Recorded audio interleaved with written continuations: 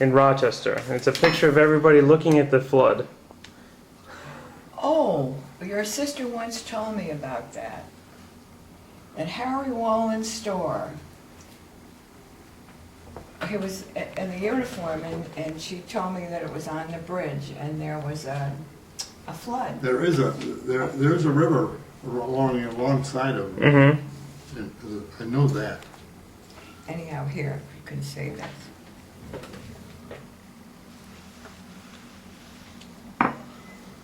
We're not sure the baby is. Ruth, did you look at these automobiles? Yes, I did. I saw them. Pick out which one you want. I have to sit in the sunlight. I can't. They're all the same. Two older sisters And right there. What's my great-grandmother's name? Here. What's her name? Her name was Matilda. Matilda Harris. Matilda Harris. Matilda. Matilda Harris. My wife's, Your mother, my mother was Matilda Harris. She married, wait a minute, her name was Matilda, and they called her Tilly. Mm-hmm. Where's the Harris? You better speak louder and more Her clearly. father and mother were Harris. Mm-hmm. She lived in New York City. And then when she came to Rochester, I don't know why, to see my husband, I guess, it was What do a you fixed-up mean? marriage. No. It was an arranged marriage? No. I think so, between my father and Tilly. No, the story that you've got it a little mixed up. Your father's brother, this is the way it goes. Okay. I don't know what the heck. Your father's sister was Sarah Davis. Mm-hmm. That's a sister. I lived in New Your York. father's sister, and married someone by the name of Henschel. Mm-hmm. Harry Henschel. Harry Henschel's his son.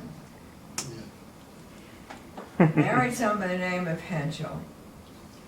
And when your father, Hyman Davis, came to New York to visit his sister, Mm-hmm. he introduced her to Matilda Harris. Where'd you get all this? Now, Henschel Henschel's Henschel's vice son. president of Boulevard Watch Company. Henschel's son, Harry, married Artie Bolivar's sister. That's Bolivar Watch. That's- A-R-D-E, very French. Yeah. So that's that branch of the family. That's something I never heard before. And you were born in Rochester? Yes. In Rochester. And he was a mistake. That's what he told my parents. Well, she was in her late 40s. His Mom. mother was 40. Uh-huh. Are you taking pictures? Is this a motion? Yes? You speak I'm louder. recording it forever. Yeah. I want to know the family history. These are my Now, two his older mother sisters. was born in the United States. These are my two older sisters with me in the middle. And I don't know who the guy sitting in front is. It's not you, it's your brother, Harold. You weren't even born then. It could be my brother.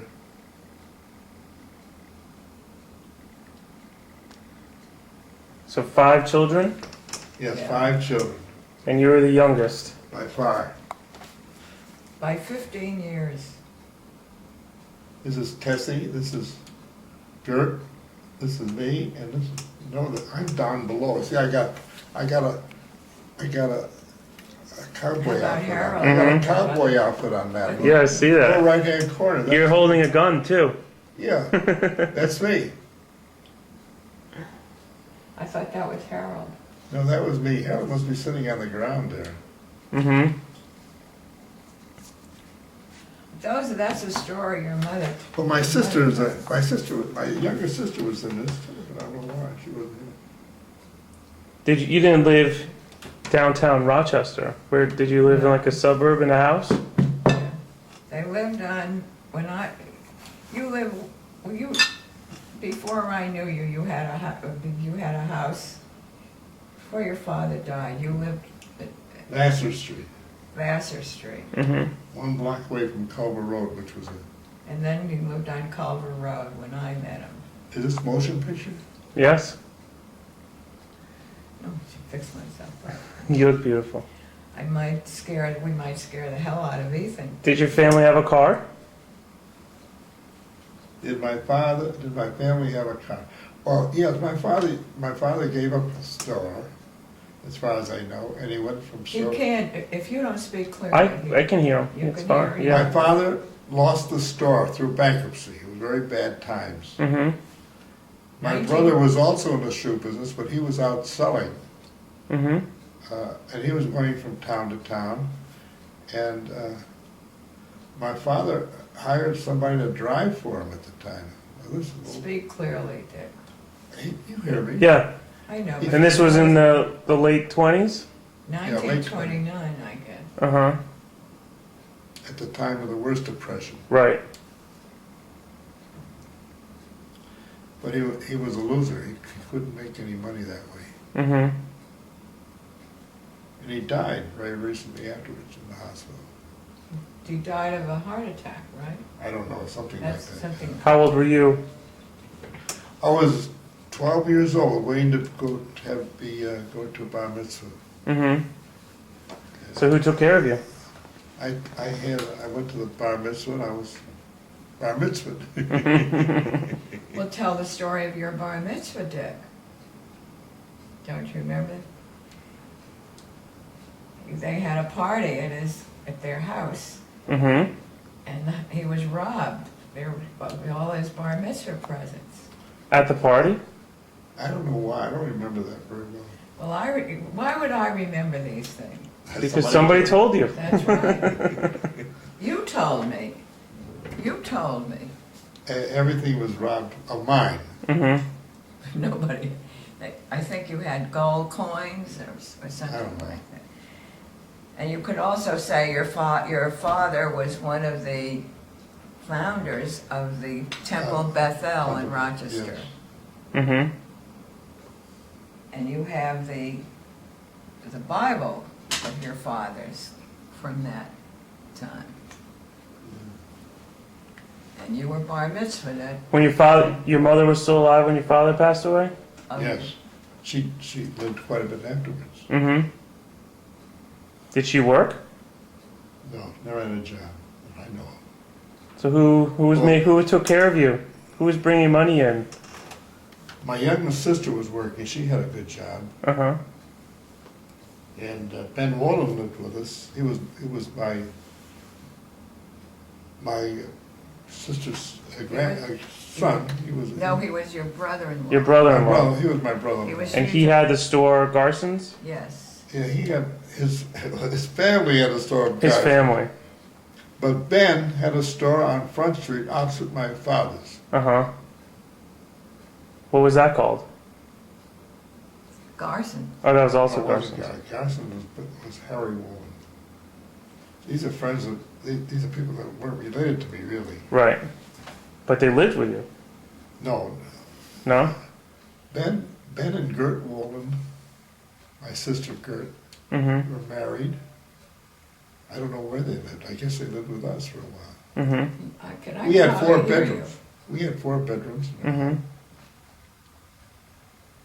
I guess every house had 4 bedrooms at that time.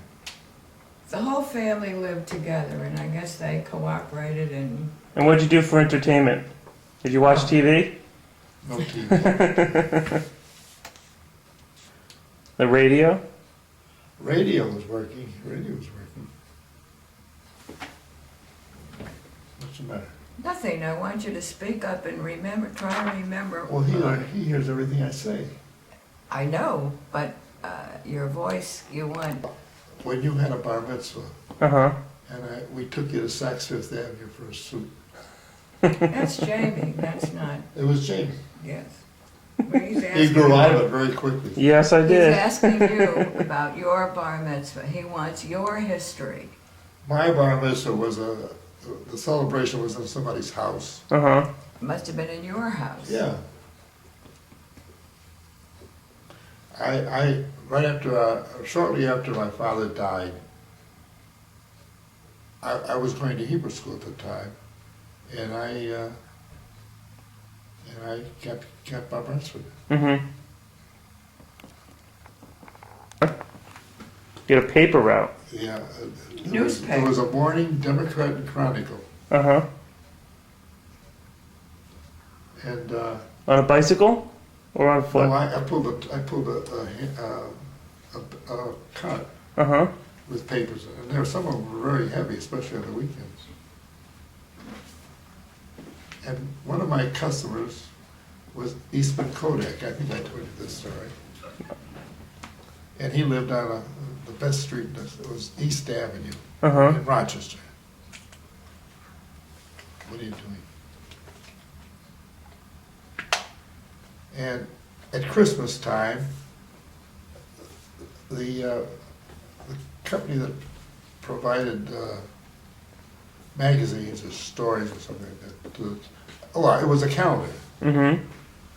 And I used to go around asking people if they wanted a calendar for their party. I remember I knocked on, I was also delivering papers to George Eastman. Mm-hmm. And the butler came to the house. To the door. And I offered him something for coming, a friend of the company's. And he said, "Young man, wait here." So at that time, it was in the midst of the worst depression. The butler finally came out and handed me $5.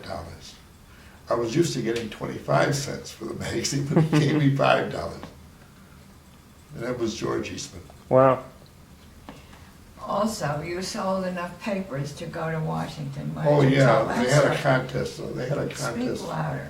They had a contest at some future date, and I and the rest of the boys who delivered papers for the Chronicle, which was also a late paper called the New York, it was the Rochester Times Union, Mm-hmm. and we went to Rochester. You went to Washington. Washington. We went to The Washington. paper sent you to Washington? Yeah, there were about 7 or 8 kids. Mm-hmm. I was the only one wearing knickers. And there's a picture of me with my knickers on. And you shook hands with the president. Who was Well, the I president? shook hands with It was the Herbert. man from our county. Uh-huh. He was also in Washington. I thought you shook hands with Herbert Hoover. That's what you told me. If I did, I forgot it. Very It was a good story to tell you, at least. No, well, all right, that's what you told I me. think the guy who was taking care of us in Rochester Mm-hmm. took us over to the president. I believe I shook his hand briefly. And the president was Herbert Hoover. Yeah. Okay. That was right before Franklin Delano Roosevelt. Mm-hmm. And everything turned around. Then there was something interesting. Also, he was a tennis runner-up. in Yeah, I was a Rochester. very good tennis Yeah, player. very good Were you? tennis player. I didn't know you played tennis. No, Well, He we was didn't good play at- golf, so we Right. played tennis. he was, and he was also Peck's bad boy, too. Yeah, I had a friend by the name of Albert Katz. He lived across the street from me. His father had money. Mm-hmm. He was in the meat business. Also on Front Street. Mm-hmm. Probably in here. Anyways, when I used to finish up on Friday night, getting all my collections from the delivery, Al was waiting for me, Mm-hmm. and we went to shoot crap in a place, one flight upstairs on Front Avenue. This also took place on Front Street. Front Street. So you're a gambler. Yeah. Well, tell about your coat. That's the Oh, best yeah, story. yeah. This is a wonderful story. I lost my coat in the casino. And First of all, he Ben was, Woolen got very excited about it. He was my brother-in-law, also Right. living with us. So I told the family I didn't have a coat anymore, and Ben got it out of me that I lost it in a place where I shoot crap. Uh-huh. And he went there and he got my coat. How do you remember all this stuff? I remember everything. You know that. I remember how how angry your family, your mother was at you, and all Yeah. that, and how You know, losing a coat was a big thing at that time. Yeah. I used to deliver papers. Did you lose it in a bet, or you left it behind by I accident? left it behind. It wasn't supposed to be. But the funny part, this was, the weather in Rochester is horrendous, terrible. Oh, it was cold Terrible. and snowy. The snow is, I mean, they pile up the snow between the sidewalk and the road, and you can't see the cars. It's piled up maybe 7 or 8 feet high. Are you familiar with that? I've seen it. Yes, Have you Rochester always has incredible snowfall. Well, one of the pictures here shows the snow. Here, this one. Mm-hmm. This is Rochester. This is the snow right here in Rochester. It doesn't give the date. Yeah, I have dates. We should go on to this website where you can look at some of the stuff. Yeah. That's somebody bicycling down the main street in Rochester. Oops. And this is during that flood, and Yeah. everybody went out to see it. Well, there was a river coming right alongside Ben Woller's house. Store. Store. And Harry Wallen's store, Well, too. Harry Waller didn't live there. He lived another place. Well, he had a store there. I thought that's where I heard the story.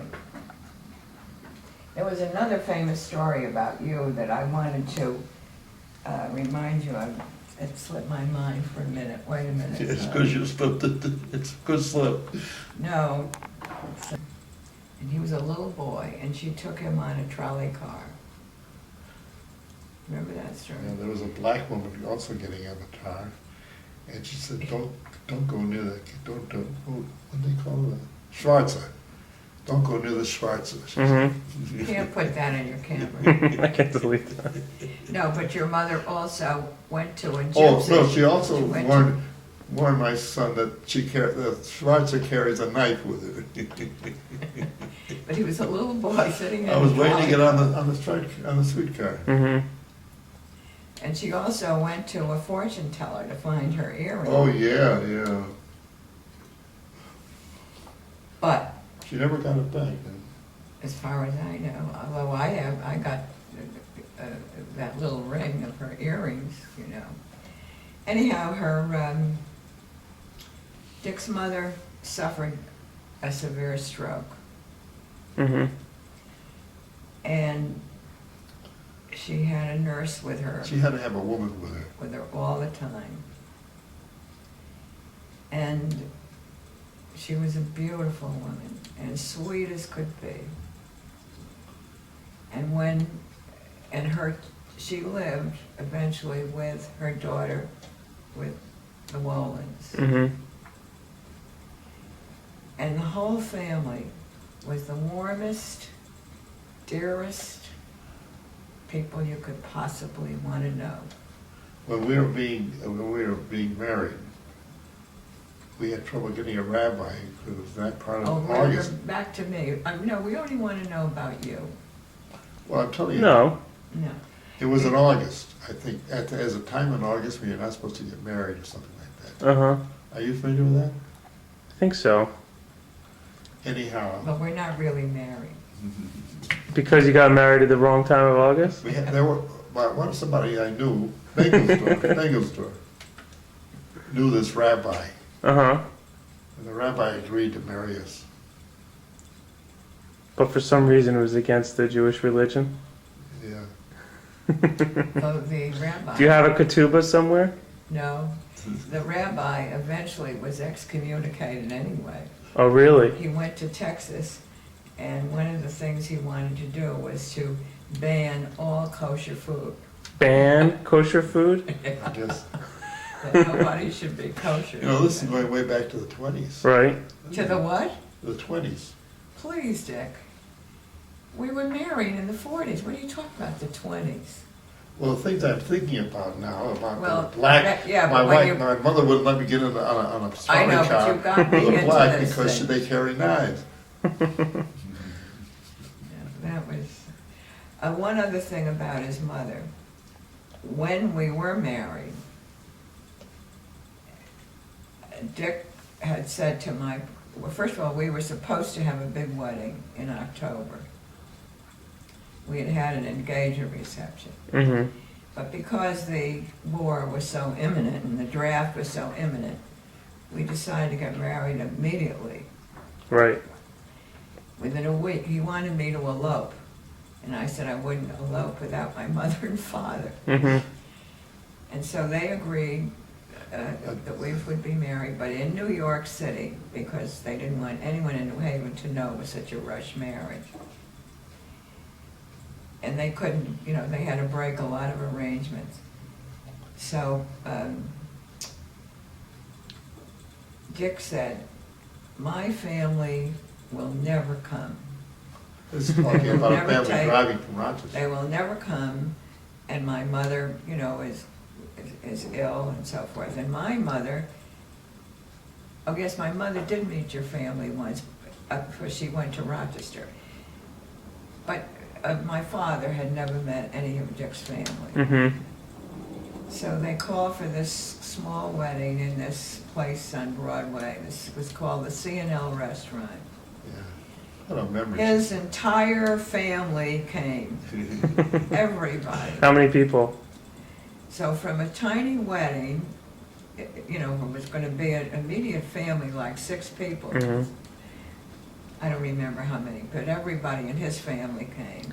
And the And Koskis, your cousins? Well, no, at the Oh, time, he was very young. Danny's grandmother, who was Uh-huh. his sister, she was there. Oh yes, everybody, Uh-huh. entire family came. At that time, a lot of them lived in New York. They lived, no, only they lived in Albany, and the rest of your family lived in Rochester, and Dick's mother and nurse were there. Mm-hmm. My mother and father, who drove, of course, to New York City, took Dick's mother and nurse to their home in New Haven, and she stayed there for a week.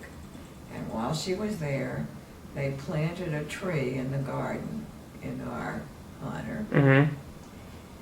And I remember my mother took your mother to a photographer and had a beautiful portrait made of her as a gift to you. So I thought that was a nice story. It is very nice. And when we moved, that tree has flourished and it's still there. Still there in New Haven? When I passed the house, yeah, it's Mhm. still there. So that was, And how long after you were married did Papa go to war? Oh, very quickly. about 8 months later. I was working for ASCAP at that time, Mm-hmm. and they sent me out to St. Louis, be the branch manager out there. Mm-hmm. You know what ASCAP is? American Society of Composers, Authors, and Publishers. Okay. And Ruth's father was pulling strings in New Haven for me not to be drafted. Right. But it didn't work, and Ruth's father sent to me and said, you're going to be drafted in so many days. So I had to give up my trip, our place. We were living in a very nice hotel In St. in Louis? St. Louis, Yeah, Coronado Hotel. Coronado Hotel. And when I got And off back, you I was went. drafted. I went to Fort Pierce, Fort Devens. Fort Devens, with a bunch of other young men who were also. All from Rochester? Yeah. No, from New Haven. Oh, from New Haven. He Okay. yeah. And from there, I was, I got into OCS, and I became. No, you didn't get to OCS that fast, you No, it kidding? wasn't. Oh, yeah, I Went to got to Fort work, McClellan. I got to work for a guy who had a lot of pull. He was a corporal. Mhm. First of all, he had basic training at Fort McClellan Yeah. in Alabama. Mm-hmm. Then I went up to Maryland. Then you went to OCS. No, I went to Maryland Oh, then first. you went to Maryland to be shipped overseas. Yeah. So That was what it. happened, I was working with a top sergeant, Uh-huh. and he gave me a lot of work to do. And anyways, In the States. I filled in an application for OCS. Mm-hmm. And, Officer Candidate School? Yeah. Officer Candidate School. And I became a 13-week wonder, you know. There's a I little, was a second lieutenant at that time. Mhm. They made me a second lieutenant from OCS. Yeah, but wait a minute, I guess they were before, very short on them. no, I want to, before this is a very interesting story. When he left Fort McClellan to go for shipment overseas and worked with this staff sergeant while he was waiting for overseas assignment, and also had his application in for OCS, but chances are he was going to go overseas. The sergeant had a girlfriend who was a singer, Yeah. Mhm. so Dick At that promised time, him Yeah, that he was with I was gonna help ASCAP. that girl get a job. Uh, Because I was in Girl. St. Louis and I knew all of them. you knew the composers and the publishers. Yeah, he was going to get this girl a wonderful job singing in Washington. Uh-huh. So this staff sergeant kept holding him back from going overseas. You know, everything was postponed. As a matter of fact, he even brought him to New Haven, you know, with the promise of, everything was a promise. Mhm. And finally, the application from OCS came. So he couldn't, so that's how he I went got, back to OCS. that's how he got to Fort Benning, Georgia. Mhm.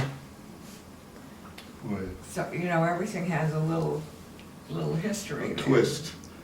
It's a twist, yeah. But you forgot to say you were in the, and why did you go into the infantry? That's an interesting story. All right. When I got into Italy, I was going to be assigned to a division Right. as a second lieutenant. And there was a black guy there.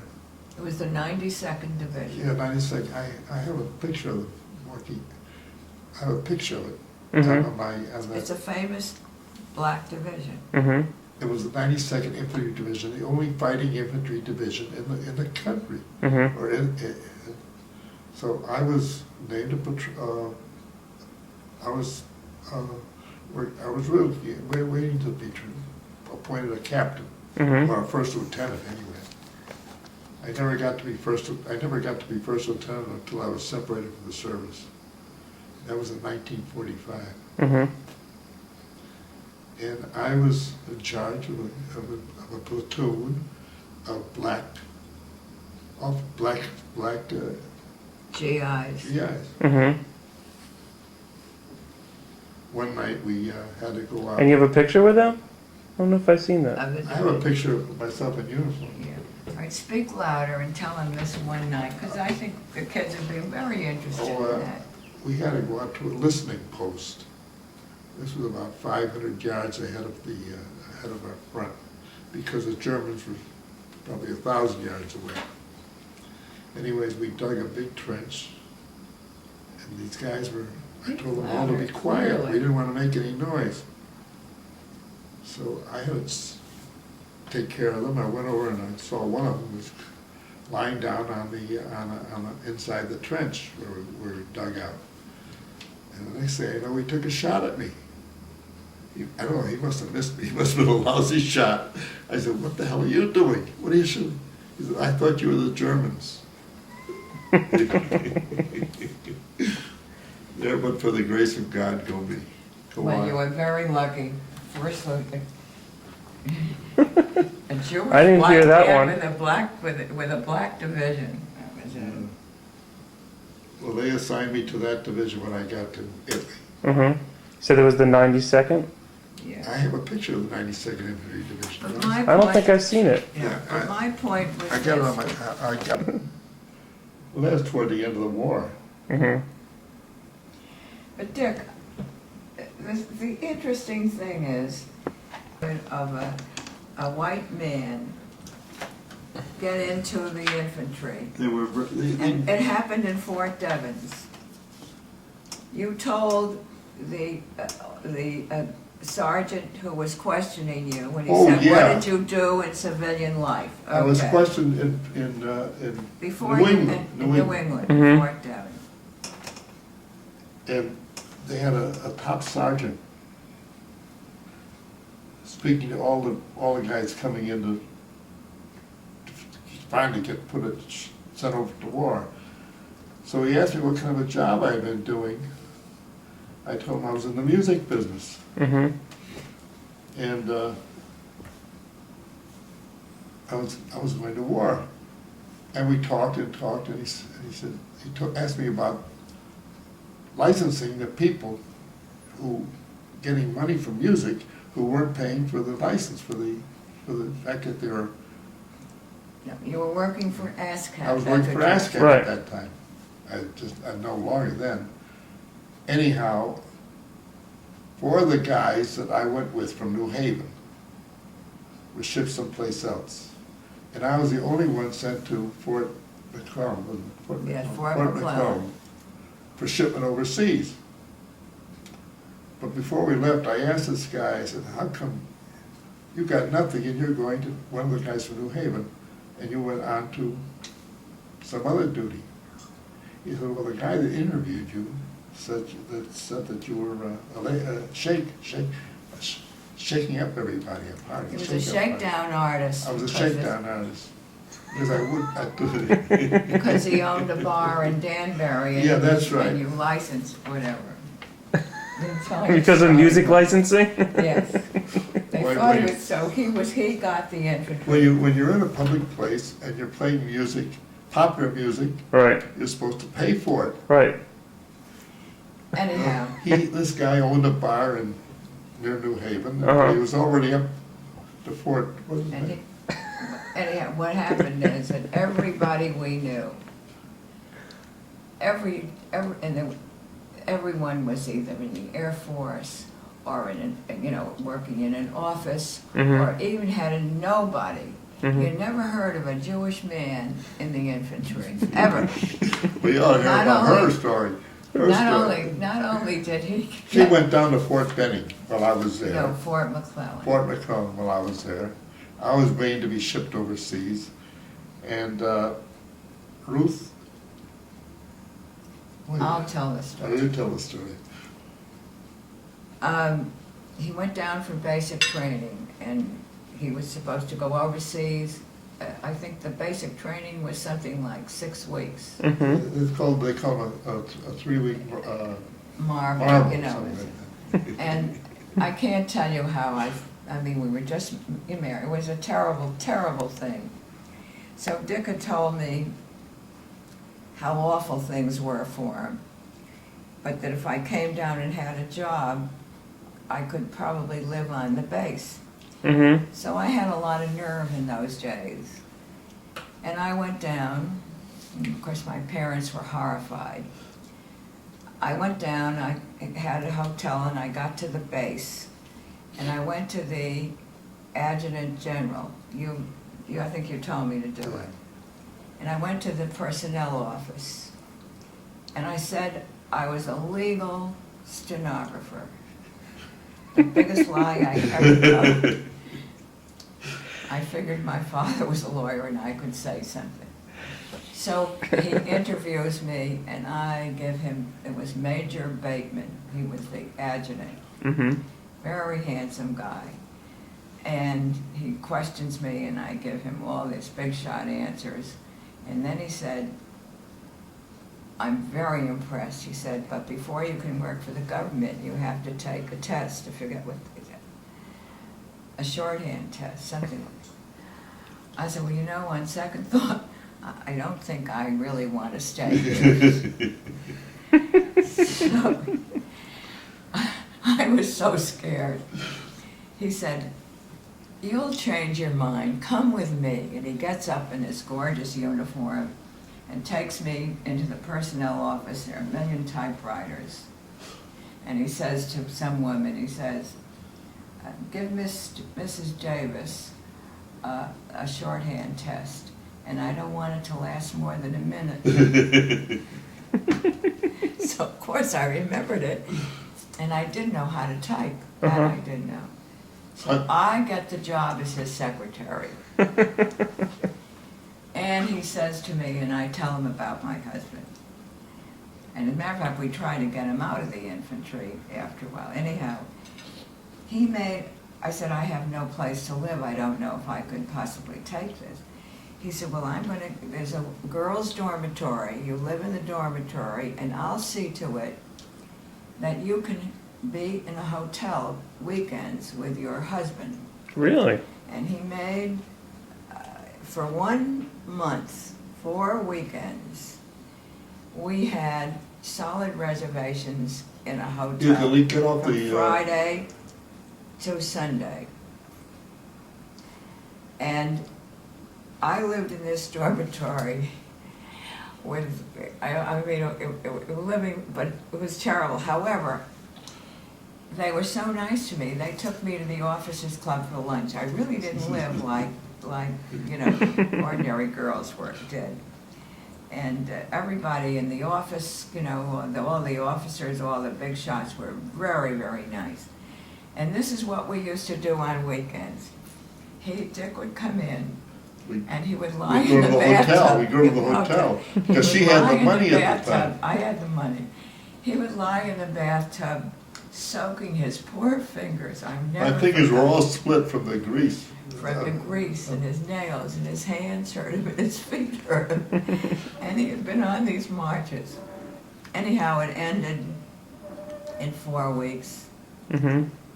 I went home by train. No, I was ordered to go on a train to you were set to go to New Orleans. Maryland. No, my office tried to keep you out. Major Bateman tried to keep you from going overseas. Well, by right that away. time, I was a 3 months, I was a second degree lieutenant. No, you weren't any lieutenant at all. You were just a crazy GI. I was a lieutenant. No, At no. OCS. No, you weren't. Okay. That's when you went to Maryland to be shipped overseas. Yes, They got you into, Major Bateman got you into an office in Maryland, near Baltimore. That's where you met the sergeant. Oh, the sergeant. And they tried to get you Oh, yeah, the sergeant. the application to OCS. That's Mhm. how all of that happened. And then you went to OCS, and I went down to Fort Benning, Georgia. Well, you're mixing them up. You're that's changing the times. Well, I'm not changing the schedule. Anyways. After you got through with McClellan, Mm-hmm. you went to Fort Meade, Maryland. No, I went to Fort Benning. I came up to Fort Meade. Guys were going out overseas they were just being thrown into a ship. And the first sergeant had this girlfriend who wanted to sing. We just told him that story. So anyways, how it happened, but I asked the sergeant to come to our house, come to your house for the weekend. Mm-hmm. And he came and he got it fixed, so I stayed at the, That was in Fort Meade. You went to Fort Meade Well, twice. whatever. So you bounced around the States for a while. yeah. No, not very long. Not long Because enough. The story goes where he went to Fort Benning, Mhm. Georgia. I went down there to visit him, and I couldn't recognize him. He was this skinny and scared to death. We walked on the street, and a streetcar conductor passed, and he Yeah, was see? saluting everybody, because if you didn't salute, you were out. Anyhow, after OCS, everybody who had ever graduated OCS always came home for furlough and stayed like 2 weeks, Mm-hmm. and got all this beautiful uniform and so forth. He came home, 2 days, and goodbye. And he went over. No, I went to Baltimore. Well, then you went back. I went to the restaurant there. I have a picture. I went with you, and the last thing I never forgot, we had dinner at a place called Chanticleer, which was in Baltimore, and I knew it from when I was at school. And I remember being in a hotel room about 5 o'clock in the morning when you said goodbye, and I remember waving to you, and he went off. I guess that was about the saddest day of my life.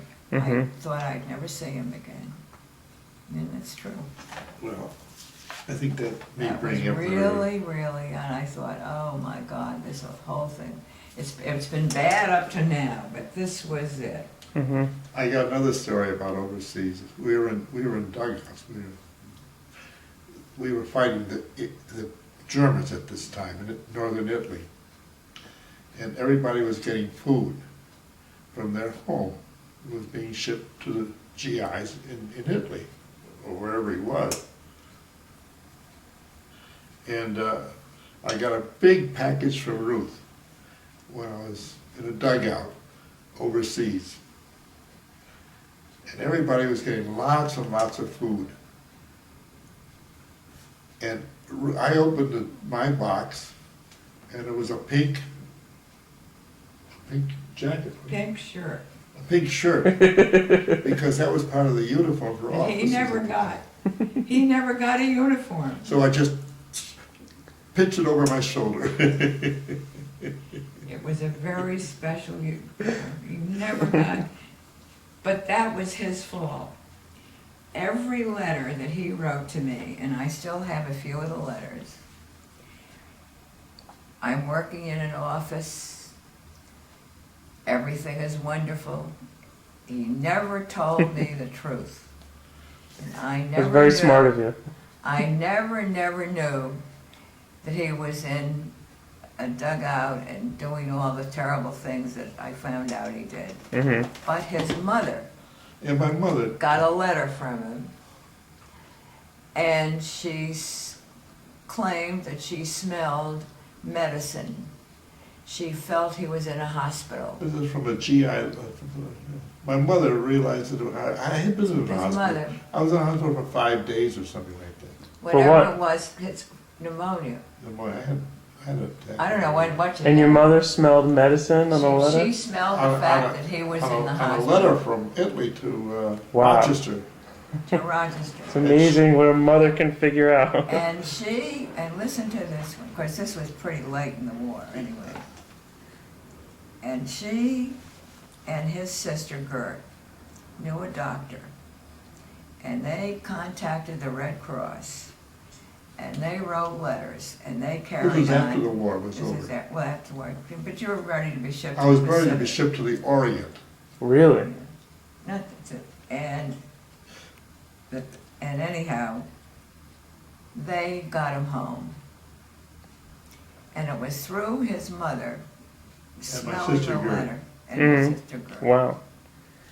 And that was, I think that's. But And that how was- long after that did you get involved in the Israeli war?